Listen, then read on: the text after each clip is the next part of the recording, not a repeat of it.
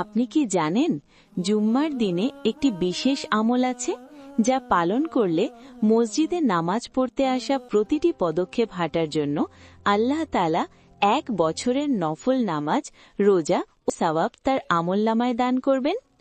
এই বিশাল সওয়াব লাভ করার জন্য হাদিসে বর্ণিত 5টি গুরুত্বপূর্ণ শর্ত পূরণ করা আবশ্যক। উত্তমভাবে গোসল করা, জুম্মার দিনে পবিত্রতা ও পরিচ্ছন্নতা অর্জনের জন্য ভালোভাবে গোসল করা, তাড়াতাড়ি মসজিদে যাওয়া,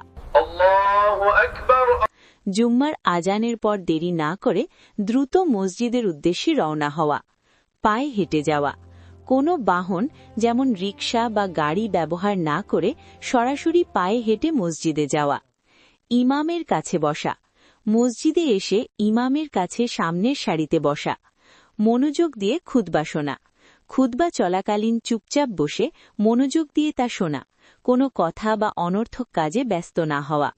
এই 5টি শর্ত পালন করলে প্রতিটি পদক্ষেপে আল্লাহর অসীম সওয়াব পাওয়া যায় এবং আপনার জুম্মার নামাজ আরও ফজিলাতপূর্ণ হয়ে ওঠে।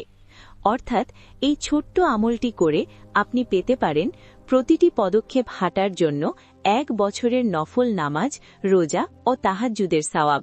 তিরমিজি হাদিস নম্বর 496।